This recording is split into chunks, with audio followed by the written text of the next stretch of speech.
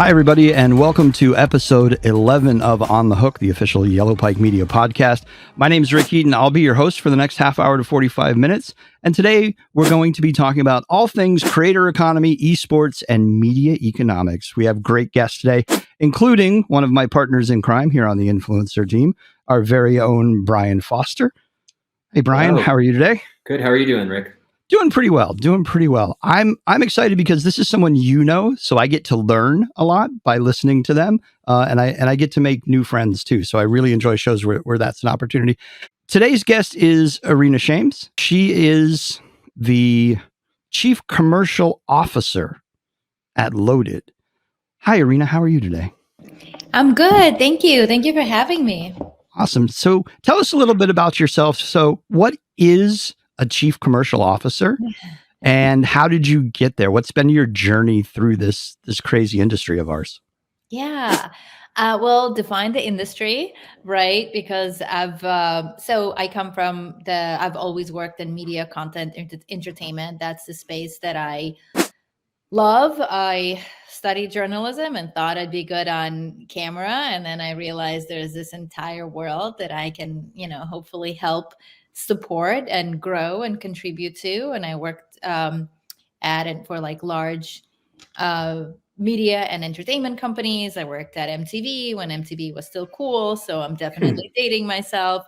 Viacom, and then got to work for other like really incredible legacy brands such as CNN, growing their commercial portfolio, partnerships, building strategy.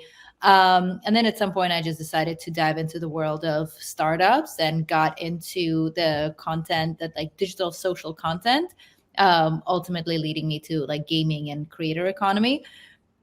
The reason why I'm here is because all of this is entertainment, right? We define it as traditional or digital or social, but Right. then our people who watch content and engage with content and enjoy it, like they don't define it as platforms, they don't define it as traditional or non, right? Like it's just all part of content that the fans and communities are consuming, and that's what truly excites me about this space, and that's what kind of excited me about joining like the creator economy and the gaming space, because it's just, we can't even call it like burgeoning anymore. Yeah, it's here. Right? Like it's here. I'm excited about what's next.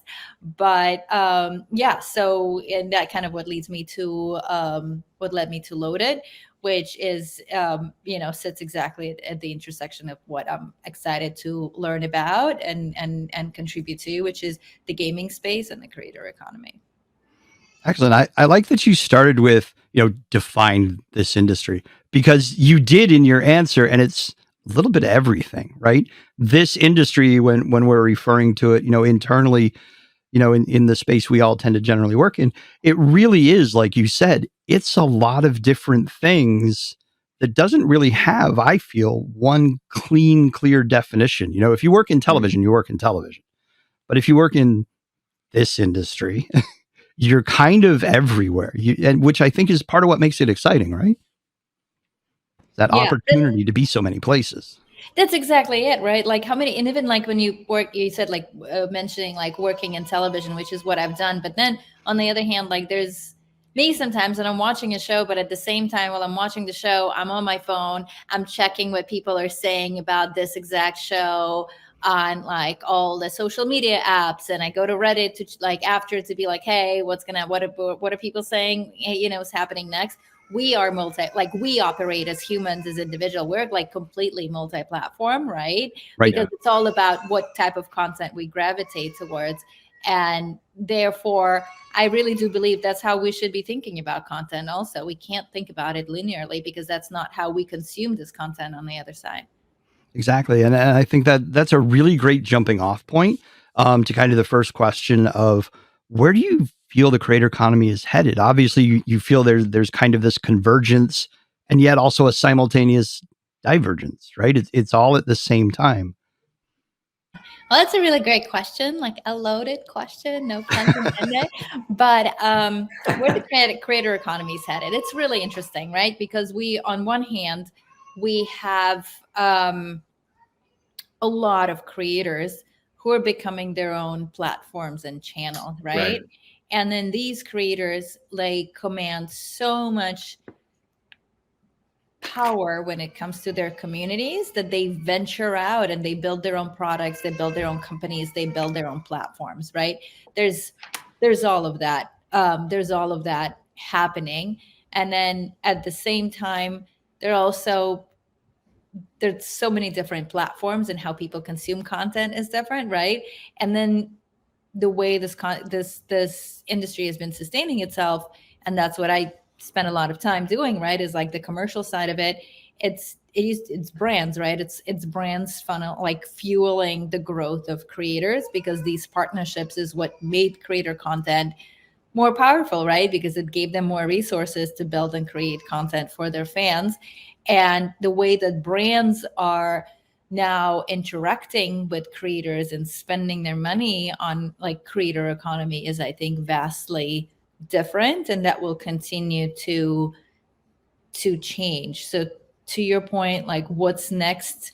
I guess if the question is like what's next for creator economy, I don't know, but I'm very excited to see, um, because I think we'll continue seeing growth, right? I don't think that's going anywhere. We've seen it now with the pandemic. We've seen it now with strikes, right? Like that's probably to a lot of partners that became like the most reliable way to interact with or to tap into communities, because media doesn't do that, right? Media is all about views and clicks.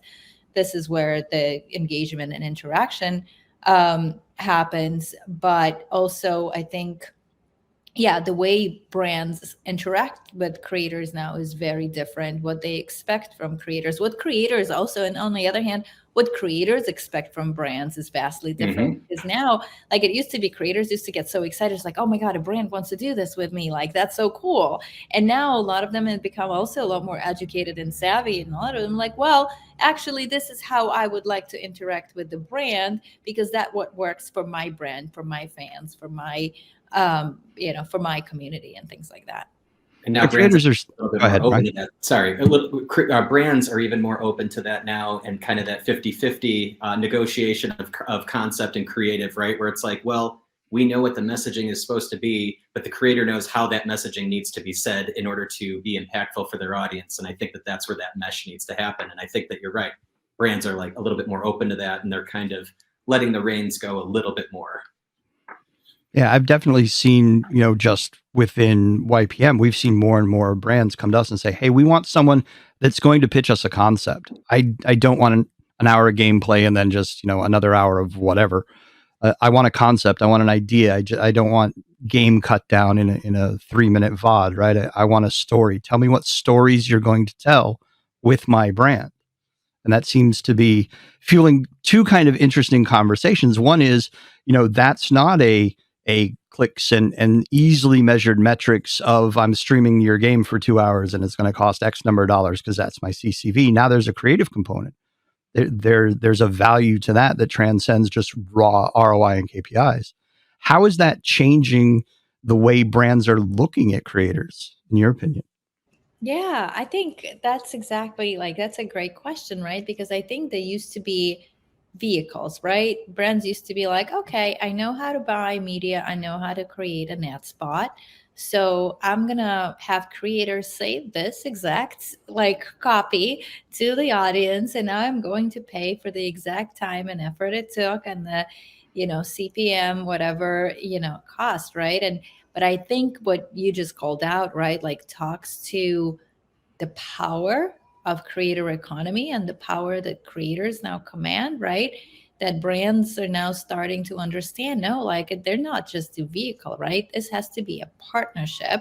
Mm-hmm. It's not like an ad spot that, and I come from like I've worked in media also, right? It's not a just a ad read that I buy. Mm-hmm. There's so much more to come with it. And I think there's another layer too that brands starting to understand, right? That they they go into creator economy because they want to tap into these communities that creators have. And there's a lot of finesse, right? There's a lot of that goes into it, because getting into the space wrong actually costs you Mm-hmm. a lot, right? So to your point, by like partnering with creators, it's actually, it's awesome because it gives access to these like to communities, right? Because the creators know best what works for their communities, but it de-risks in a way also. Like, it's awesome that brands want to fuel creators' passions, but it also a really great de-risking strategy. Definitely, especially in a case where, it's hard to say no when someone hands out the money, right? So Mm-hmm. once a creator starts saying yes too often, the very thing that brands are after starts to slip away, because now they're they're seen more as a mouthpiece and not an authentic representative of them as their community, themselves, and the values they hold, but more. And I hate the word, they start to feel a little bit more like a shill for the company if they're saying yes to everything. So there's definitely, I think, and I know, Brian, you and I have had kind of conversations about this, about, where's that line? It's like we understand when creators say no, because it's, yeah, I did two last week, and this week I don't want another one. How important is it for creators to keep that balanced and managed? And how important is it for brands to understand why that's happening? But I think that's why, you know, brands are so lucky to have partners like us to guide them through these ecosystems and help them understand that, because that's truly what our roles are. All right, we're like that conduit that speaks both languages, but is able to translate the languages to like very, very different groups of people with very different needs. But also, like, I think on a different level, like, I that's why I also really, I'm really fascinated by the gaming community, right? And I don't think about gaming just as core gaming, but gaming more as like a, because I think gaming creators are so incredibly thoughtful about Mm-hmm. their, about authenticity and what it means for their brands and what it means for their audiences. And that's probably where I've seen the most, whatever, maybe like pushback is the wrong word, right? But like, I've seen talent reject incredible deals, like career changing deals, because to them, their long-term brand and their connection with their fans is so much more important than, a lucrative one-off. I agree. We're definitely seeing more of those as well, where people are opting out. It's like, nah, it doesn't really fit what I do, which is super important for them, because at least when this started way back in the dark ages, 3, 4, 5 years ago, when this really was starting to ramp up, everyone was snapping up what they could, who they could. It's like, hey, I may never get another deal again. Let me say yes to everything Right. until it goes away. And I think there's definitely, more intention now with creators, not just in the gaming space, but I think across the board, where, they're being very intentional about what they say yes to, what they say no to, and they're thinking 5, 10 years down the road and Mm-hmm. looking at, how do I diversify both my content, and myself? How do I scale? How do I go into different areas but still retain that authenticity? And I think we're starting to see, new platforms and new tools emerge that are allowing for that. Where do you see winners? I don't want you to pick winners and losers, but where do you see winners and losers coming down the pike in terms of new technologies and new platforms? What's the big thing that's going to change, the whole marketplace? Oh, if I knew all that, We're but not recording this. You can tell us. You're safe. I You have a won't tell a recording soul. sign, like, right, like, on the upper left corner of the screen. No, but like, I truly believe that the winners, aside from technologies, right? I'll address it in a second, but I think the winners are going to be the creators. Like, I truly believe that. But those creators, because I think it's the platforms and tools, they're tools, right? They're Right. tools, and I think it's the only value in the tool is how you leverage it. And I Right. think it's exactly what you called out, right? Like, creators being smart and savvy about their businesses, understanding their value, understanding their long-term value, and figuring out how to maintain their voice and their relationships with their fans and growing that over time, is what's going to be really important. The tools come and go, right? Right. But it's the core, I think, of this industry is going to continue being creators who are empowered, right, to like continue growing their brands and leveraging all these different platforms in smart ways, right? Because we see so many fluctuations, right? Like we've seen platforms spending an exuberant amount of money on creators, right? And Yeah. right, and those who relied on that solely are now not doing really well because they've just relied on that, right? Without thinking, well, how is this industry changing? What's going to be next? Obviously, there are a lot of platforms that offer like subscriptions and direct to consumer and all of that stuff, right? Like, and that's awesome as long as as creators have the right teams around them to be able to actually create all this content, because it requires so much more content to be able to monetize through those channels, right, freely, without having the support of needing to have the support of brands.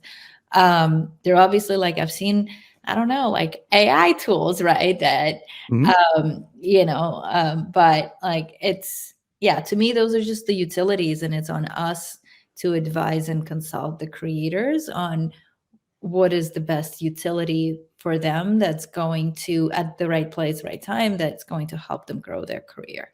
Because ultimately they can get stuck on one platform and be kind of, in that one lane and only be working under that one platform's guidelines, guardrails, if that will. But if they diversify into other places, they can start seeing either more monetization opportunities or new audience. Yeah. Which could also give them that longevity that they're looking for. Man, it's interesting. Yeah, and to that point, it actually kind of reminds me, now that Twitch allows simulcasting and multi-streaming and all of these things that were forbidden and would get you banned before, how does that change the game for the creator side? Because now I can do more things at once. I can literally scale in ways I couldn't before, while generating more or less the same content at the same time in multiple places. Yeah. I mean, I think that this is allowing them to see new audiences altogether, right? I mean, I'm sure, Irina, you agree with that, but I mean, seeing someone new or putting your content in other places is going to, only benefit the creator. Absolutely. I definitely agree. You brought up something and it was part of a conversation I was having. I inadvertently gotten around and around on LinkedIn about creators scaling. An opinion was put forward that creators can't scale, that there's no way for creators to scale. I was wondering how you feel about that. And it was interesting to me because I feel like the moment you hire an agent or a manager, you've scaled. You've taken that workload off yourself, right? And you've gone, or you hire an editor. How's the best way for creators to scale? What are some of the best methods for them? And how much does it really impact what they do and what they can do? Yeah, I think it's exactly what we were just talking about, right?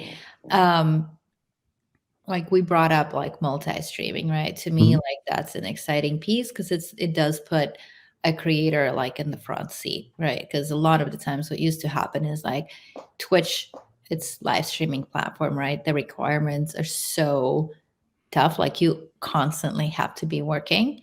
Mhm. So you're kind of like stuck in this paradigm where if you stop to diversify your effort and focus on another platform, you immediately lose viewership on that one platform, as an example, right? And I think no one of us really knew the industry well enough to be able to like truly think long term, and it changes so quickly. So to your point, like in terms of scaling, again, like I speak more so from the business perspective because that's what I do, right? Like the first business rule is diversify, right? Like you can't rely, because a company, you can't rely on one revenue stream. As a creator, that's how you think about it. I think of them as entities, right? Because that's what they are. And like relying on whether it's one platform or one revenue driver, which is like brand partnerships as an example. And the economy, we've all seen it takes a dip, and we see how it affects the entire ecosystem. So to your point, scaling is just constantly thinking about just putting yourself in the front seat, right? Like you're not at the mercy of a platform. You are you, and you know how to grow your career. And yes, there's now like a really incredible infrastructure that we've all built and we're part of to help creators grow and scale. But in terms of scale, I think we've seen it. Look at Mr. Beast. Look at his scale, right? Like that's and he's not a one-man machine. Like there are No. many people behind it, but it's about thinking strategically and thinking long-term and diversifying. Diversifying the opportunity, but also looking at growth and be like, who do I see myself as long-term? Like we've seen so many incredible creators in every space, not just gaming, right? Like starting their own companies, starting their game studios, starting investing in other businesses, right? Like becoming partners in even like talent management businesses, right? And not everything they do needs to be successful, right? They're human, and like nothing's ever 100%. But to me, like that's what I would consider scale, right? It's really going beyond your immediate, like it really is looking at their growth and careers long term, which is what we do, right? Like we don't it's kind of thinking about it as a job versus thinking, how we used to, probably, and to your point, in the dark ages of this industry 3-4 years ago, we're like, oh cool, there's this thing and I can stream and I get money from it, I'll just keep doing it. Definitely. I think a little bit of what you're hinting around is for creators, they've always thought of themselves sort of one way. I am a content creator. I create content. That's what I do. Yeah. That's who I am. But it sounds like you're saying there's space in there, and maybe it's time for a little pivot to almost like I am an entrepreneur. And here are all of the ways I'm going to leverage, what I do to become more and better. And find new opportunities to diversify. Is that fair? That should be the pivot? Yeah, but I also think I would really love for the entire industry, including brands, to think of them this way also, right? Because again, like a partnership doesn't need to be here's a stream, here's the cost of the stream, and here's the CPM, but also looking at, hey, if this creator has an incredible like merch collection, can we look into this? Can we help a creator?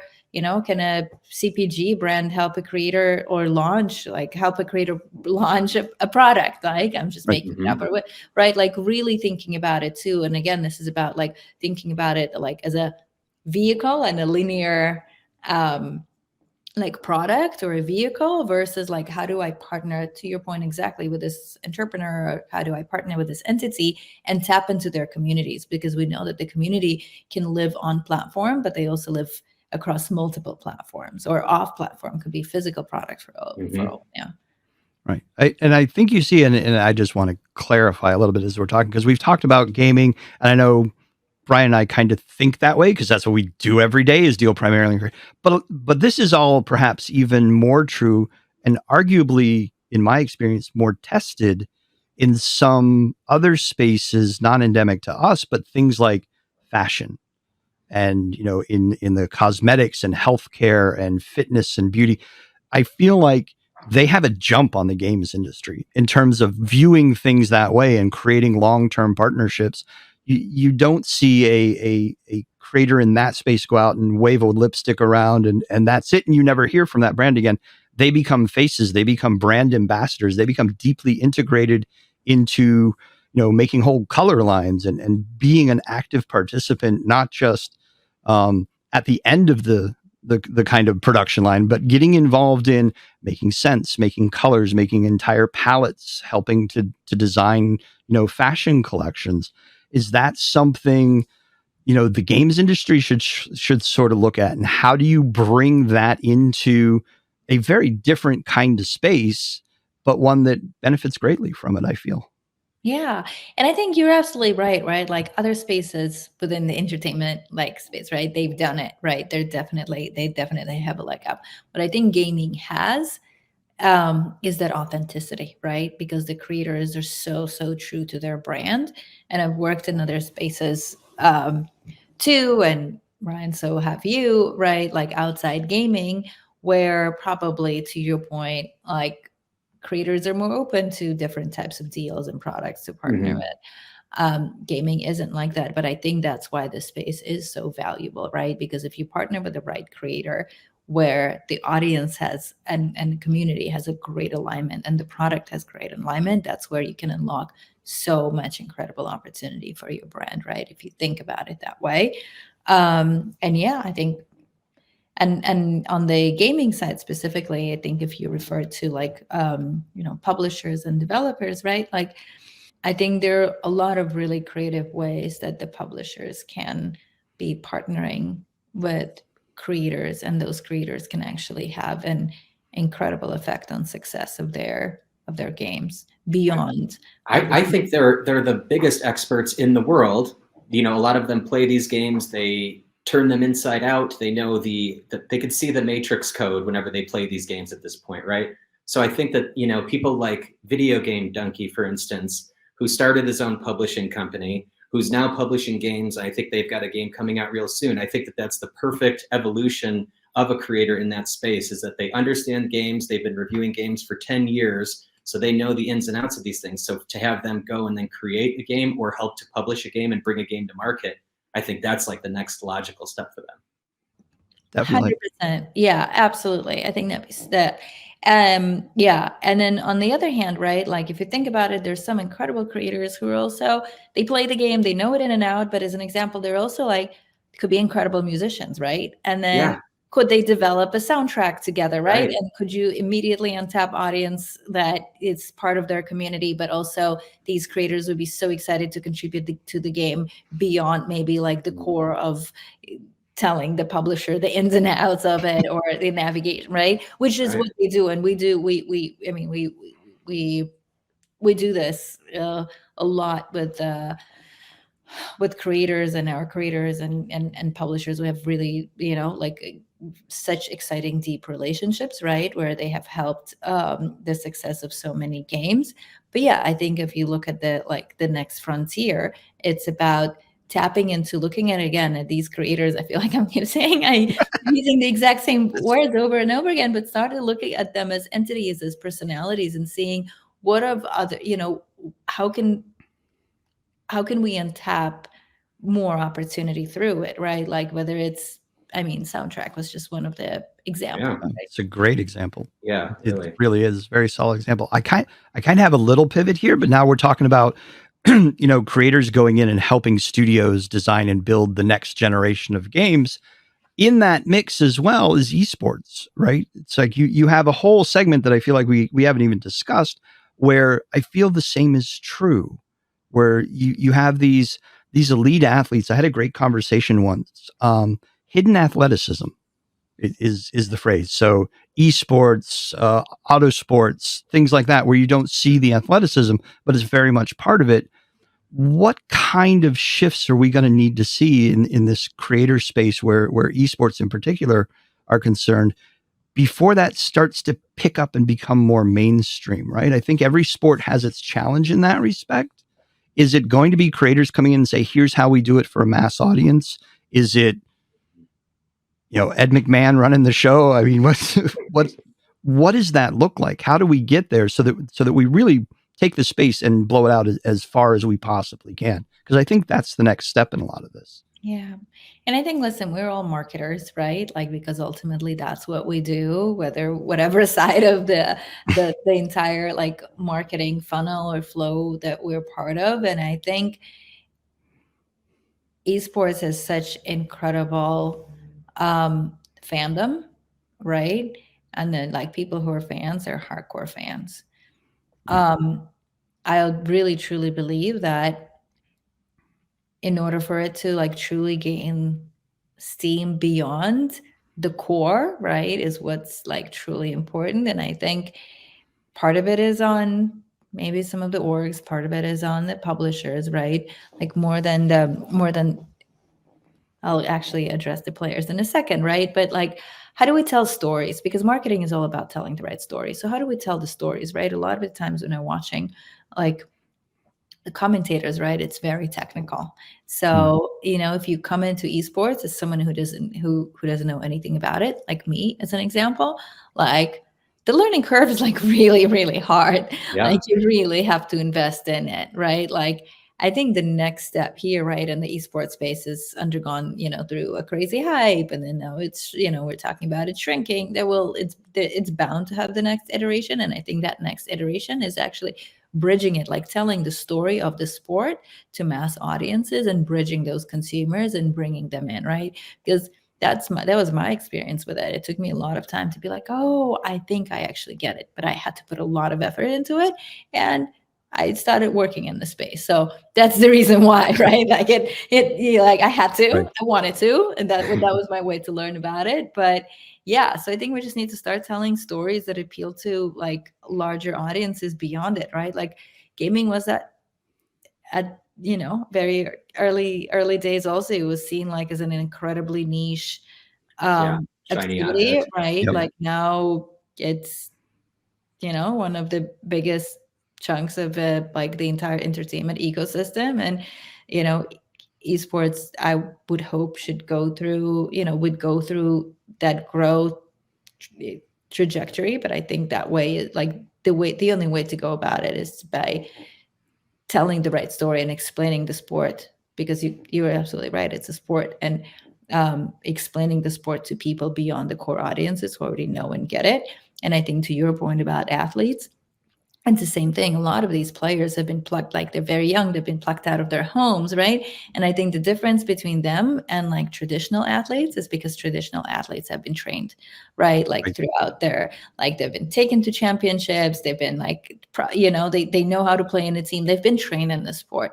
I think esports athletes have been truly like just plucked out of their homes, right? Because they were so good at it that someone found them, spotted them, took them out of it. And all of a sudden they're getting this massive paychecks, and they live with they're transported to this place where they live with other people like them, and like they have this hardcore training, but they have to perform immediately, right? There's the learning Mm. curve for them is massive. And a lot of the times I think they also don't realize what their career trajectory is, because some of them are like, hey, I'm like 14, 15, and all of a sudden I'm making more money than my parents do, Yeah. right? Like, and like Exactly they right. don't think what's going to happen to them in 2 years, 3 years, let alone 5. So Right. for them to also start understanding their worth, and maybe you like representation, right? And start like building careers long term, only if you have made it, and those who did like have done incredibly well for themselves. No, I would agree. I think it's that training piece that is missing from the athlete side. You know, no dad that I'm aware of comes home and hands you a laptop and a headset and says, "Let's go, son." They bring you a ball and a glove, or a hockey stick or something That like might that. change with me though. Oh, there you go. There you go. We have our first true e-athlete coming up. We just got to wait a few years. No, I think you're right too about the storytelling. I feel like I'm the same way when I watch esports. It's like, I know this game. Why am I not connecting? And it's the way it's being presented. And I think during the pandemic, during lockdown, I think we saw a very brief glimpse of what it could be, Mm. particularly with NASCAR. I don't know if you watched any of their esports. They did nothing different. Their NASCAR esports look, felt, had all the same people. They told all the same stories. They gave all the same references, but it was the guys were sitting at home in simulators because they couldn't go to the tracks. And I think you're 100% right that when we can figure out how to do that for like StarCraft, right? Then this entire conversation becomes very different. And we do start to see ESP 96, which is just all esports all the time, right? I think that's the key. I think you pretty much nailed it. Everybody gives me a different answer to that, but I think the storytelling piece is the absolute right answer here. We really appreciate you coming. This was a great conversation.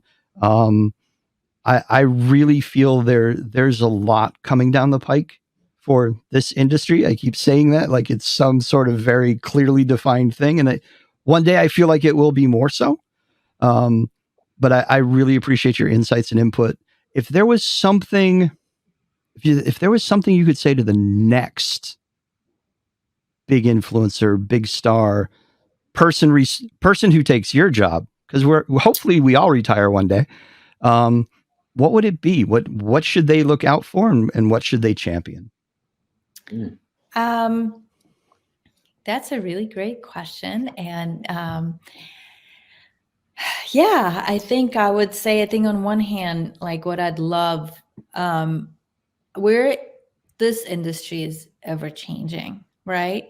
And I think I've always said, like, I've had many jobs, and I wish there was a blueprint that I can take with me and say, like, this, I've done this here, so I'm just going to copy it and like put it to work elsewhere, right? Like, this is a very, very fast moving train. So I think that one thing is that like the curiosity to always know what's next, I think is so incredibly important, right? And always being focused on that. And just learning about the industry as much as there possibly can be. Because if you realize, if you see the opportunity and you think that this is the next thing and you're the first one to jump on it, right? Like, it might be hard, but the payoff is higher. And I think that's more so on the business side of things, right? Like, I think to me, it's always like whenever I start feeling very confident and settled, that's a really bad sign, because I'm missing something. Like, I'm missing an opportunity. I'm not like, and I think the same for creators, right? Like, just being very curious about what's next for them and their careers, I think is incredibly important, because that's how some of their, like, unfortunately, sometimes some of their careers fade, right? And seeking advice and looking for advice, right? Like, because we've built such an incredible ecosystem and an infrastructure to actually help them grow, and we all benefit from it. Indeed. Definitely. So, Brian, what do you tell your future esports champion? I think I really like the curiousness about it all, and I think the not staying complacent is exactly the right move, because there's always something new that's popping. There's always some new type of content. There's always something happening. Always stay curious. Always keep looking. But always stay true to yourself. I think it always comes down to that. You could take as much advice or as much, tips and tricks from other creators or other celebrities, etc. But unless you're doing it from yourself and what you actually, believe in, I don't think you're really going to find that authenticity that a lot of gamers do. The ones that are successful, that they find, So, make sure you're true to yourself, but, be open to suggestion and recommendations and collaborations. I like that. That be true to yourself. I think that's good advice, period. Right? Always be true to yourself. And I'm a big fan of breaking things. For me, it's okay to break things, just because that's how they're doing it. Somebody did it first. And I guarantee you it was breaking a mold. I guarantee you it was breaking the right way. Don't be afraid to break things. Put them back together if you have to, but don't be afraid to break them. Give it a try. You don't know. It might be the best thing you could ever possibly, do. So, thank you, everybody. I really appreciate it. Thank you for listening. Thank you for having me. Very welcome. I really enjoyed this conversation. Thank you, everyone, for listening. We will be back again next month with another episode of On the Hook. Thanks, everyone. Bye.